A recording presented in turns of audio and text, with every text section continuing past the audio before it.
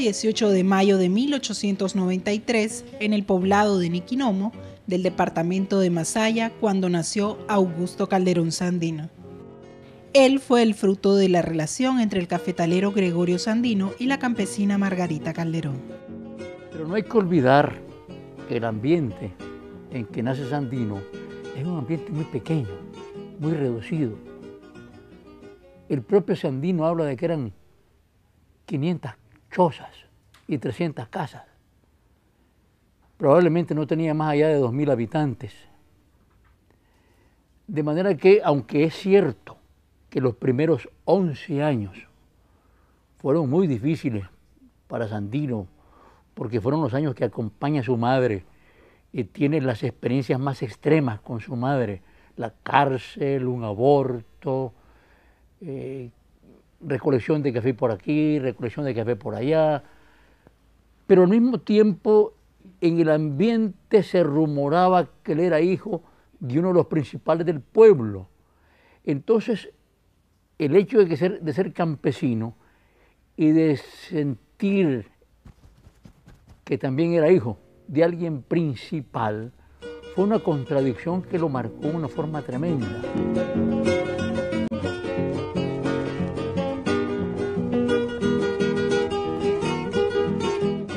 Augusto C. Sandino tenía 3 hermanos, Antonio, Julio César y Fernando, además de 3 hermanas, Manuela, Carmen e Isabel. En sus primeros años de vida, trabajó junto a su madre recolectando café.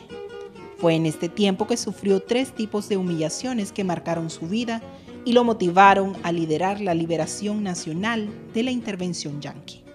La primera humillación es la que ya mencionamos, el hecho de ser hijo de un principal y al mismo tiempo de una señora muy pauperizada y sentirse en un ambiente que no le correspondía, una crisis emocional muy grande.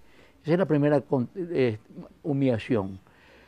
La segunda humillación es lo que llamamos una humillación cívica, que muy poco se menciona, porque Sandino nace en un pueblo,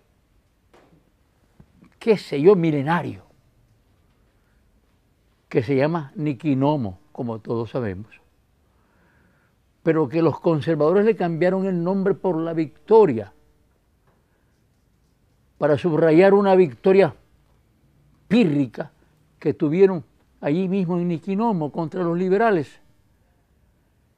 Entonces el pueblo de Niquinomo nunca aceptó el cambio, pero finalmente era una humillación cívica.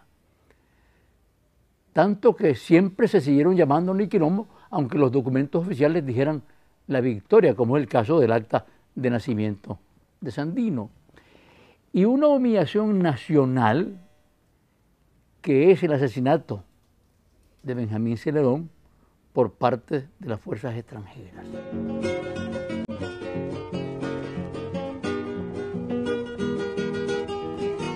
El momento de vida privada tiene 2 identidades, como Augusto Nicolás Calderón y luego como Augusto C. Sandino. Nunca existió, ni legal ni socialmente, el nombre de Augusto Nicolás Calderón Sandino. Eso es una invención a posteriori. Tampoco existió el nombre de Augusto César Sandino. El César se lo atribuyen los que lo admiraban. Él siempre dijo que Augusto era su nombre, que C era de su madre Calderón y Sandino por el padre. Hago esta aclaración para explicar que durante la primera etapa de vida privada, que corre desde que nace hasta 1920, cuando atiende la querella con el amigo, le pega un balazo y sale de su pueblo.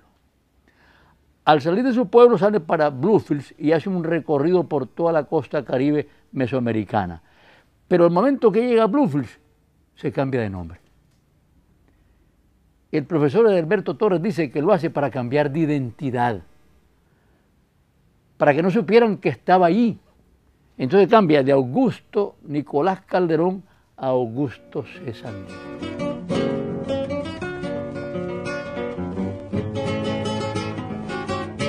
Por un par de años, Sandino incursionó como marinero. Después que llegó a Bluefields en la costa atlántica nicaragüense, siguió su ruta hacia La Ceiba, en Honduras.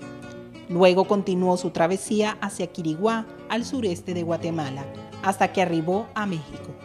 En cada uno de esos lugares trabajó con compañías extranjeras como mecánico. Imagínese usted lo que significa participar en huelgas sindicales por mejores salarios, pero sobre todo por la soberanía nacional, porque las compañías dominaban esos países, dominaban no tanto en Nicaragua, porque la compañía viene muy tardíamente a Nicaragua, y él, aunque trabaja en la Cuyamel, en Bluefields, estaba recién instalada. También hubo una huelga en 1921 cuando estaba en Bluefields, y luego pasa a Honduras, y la cosa en Honduras fue tremenda, igual en Quiriguá, en Guatemala. De manera que hay una lucha sindical permanente, pero que es una lucha que no solamente es sindical, sino también nacional, por la soberanía nacional. En Centroamérica no era activista, pero en México sí. En México participa de los círculos de estudio incluso que existían en la región donde él se afincó. Hay que tomar en cuenta que él se afinca entre la frontera de Tamaulipas y Veracruz, que es el sitio donde está la parte fundamental de la industria petrolera en México, donde se dan todas las luchas sindicales. Es allí donde se forman los primeros sindicatos petroleros. Es ahí donde convergen todas las ideas revolucionarias de la época, desde el bolchevismo, después comunismo, hasta el anarquismo y por supuesto el nacionalismo. De manera que en su etapa de México, que es de junio probablemente de 1923 a mayo de 1926, es una etapa de formación extraordinaria, incluso teosófica. La parte espiritual de Sandino viene de esa época. México era un semillero. México era el ambiente de México que encuentra Sandino, es el ambiente de toda revolución, donde nadie se puede excluir de la participación.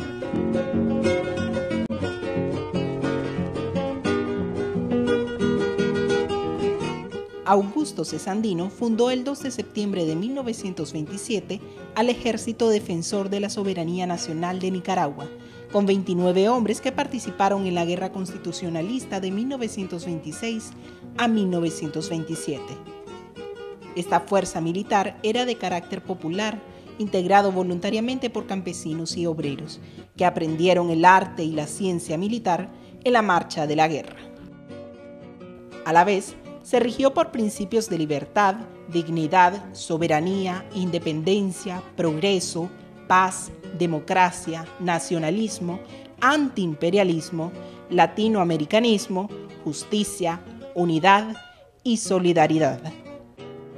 La creencia popular es que Sandino participe en la guerra constitucionalista desde mayo del 26 hasta mayo del 27, pero no. Él participa más o menos de octubre del 26 a mayo del 27. Y participa, si bien es cierto que en apoyo a la revolución liberal, y si bien es cierto que él se asumía como liberal, participa como una fuerza independiente. Es hasta mayo del 27,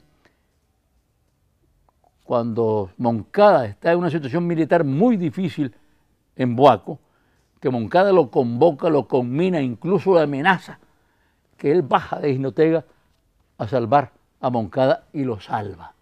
Pero luego viene la traición de Moncada inmediatamente después de eso, el 4 de mayo de 1927, luego viene el regreso de Sandino a Jinotega y luego viene el inicio de una nueva guerra. Sandino cambia la naturaleza de la guerra, de una guerra civil entre fuerzas políticas nacionales para dirimir contradicciones internas, a una guerra de liberación nacional, entre la nación-pueblo contra el imperio.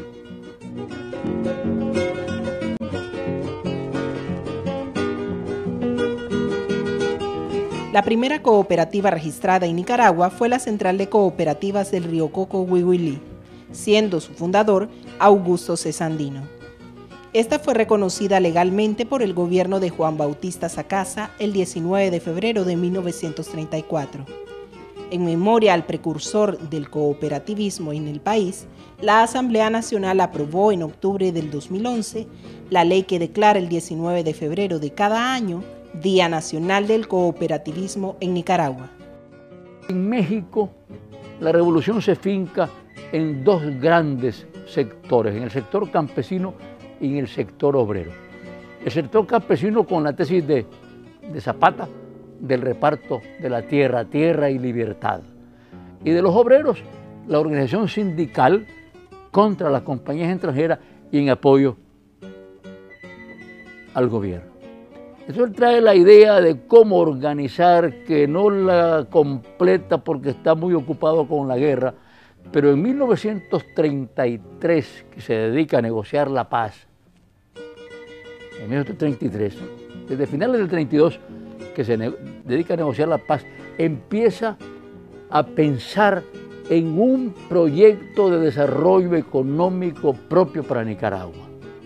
Y como había tenido una experiencia muy cercana con los misquitos del río Coco, una situación minera, ahí sí, minera, pero también agrícola, entonces él le propone a Sacasa, que era el presidente, el desarrollo de cooperativas agrícolas y mineras.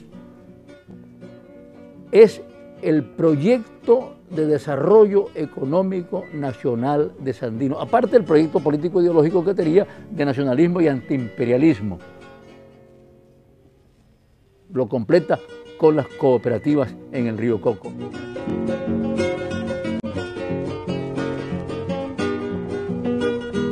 Según datos históricos del Ejército de Nicaragua, Sandino viajó a Managua en febrero de 1934 para reclamar el cumplimiento de los acuerdos de paz ante el presidente Juan Bautista Sacasa, debido a que en las cooperativas del norte del país permanentemente se soportaban violaciones y asesinatos.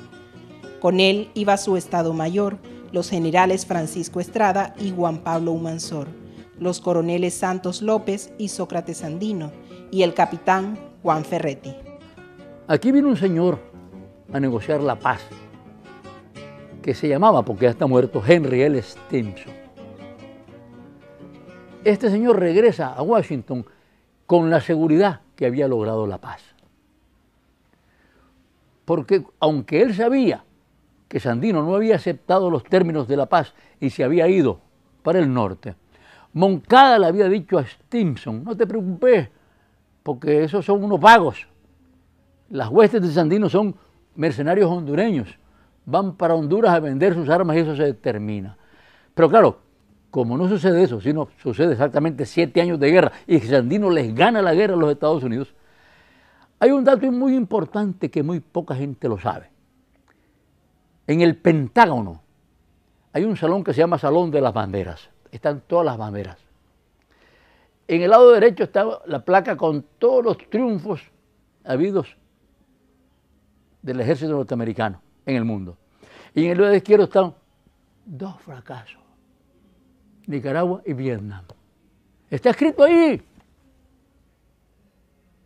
Entonces, el impacto de la derrota de Stimson, porque fue una derrota el hecho de que Sandino hubiese supervivido en términos militares y triunfado.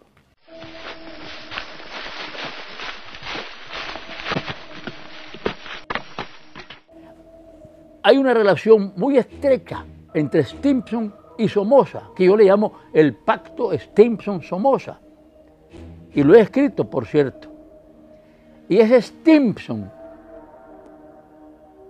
el que programa, junto con Somoza, el asesinato, a través de la Embajada de los Estados Unidos. De manera que la Embajada de los Estados Unidos lleva la voz cantante en el asesinato. Pero claro, los Estados Unidos nunca se comprometen directamente en ese tipo de trabajo sucio.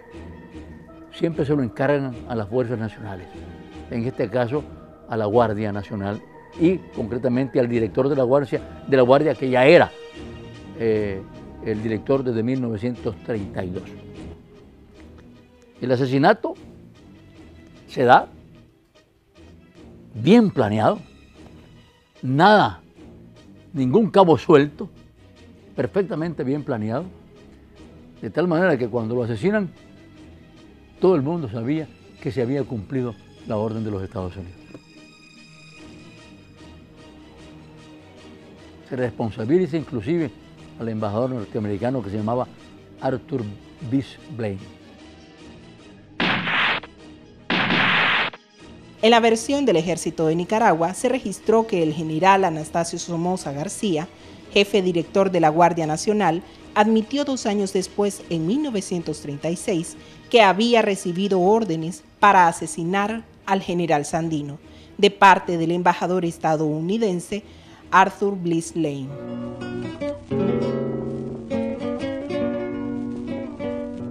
El ejército nicaragüense ha publicado sobre este asesinato que por órdenes del general Somoza García, un destacamento de la Guardia Nacional al mando del capitán Lisandro Delgadillo y del subteniente Carlos Eddy Monterrey, se llevó a Sandino, Estrada y Humansor al monte llamado La Calavera, en el campo de la Reinaga. Ahí fueron asesinados y luego enterrados en una fosa común, junto con su hermano Sócrates y un niño que habían asesinado en casa de Sofonías Salvatierra. Hay un cúmulo de información, casi precisa, casi hecha por ingenieros. ¿Dónde están los restos? ¿En qué sitio? ¿En la aviación? ¿En lo que es actualmente la escuela, digo, la Policía Nacional en Ajax Delgado? Pero la verdad es que no están en ninguna parte. Sandino, la falta de encontrar los restos de Sandino han creado el mito. Personalmente yo creo que su cuerpo fue decapitado, la cabeza se la llevaron a Washington para demostrar que lo habían matado. Nunca hay que olvidar que el imperialismo actúa de esa manera. Por ejemplo, al Che le cortaron las manos, ya era más moderno. Era más moderno. Pero yo creo que le cortaron la cabeza, se la llevaron a Washington y quemaron todos los cadáveres, que eran 5 cadáveres. Nadie puede responder dónde están los restos de Sandino. Están en el corazón de Nicaragua. Para conmemorar la gesta histórica del general de hombres libres Augusto C. Sandino, la Asamblea Nacional lo declaró mediante ley en el 2009 héroe nacional. Así quedó legalmente instituida la huella imborrable de este líder revolucionario que defendió la soberanía de Nicaragua hasta el día de su asesinato y vivió su lema: patria libre o morir.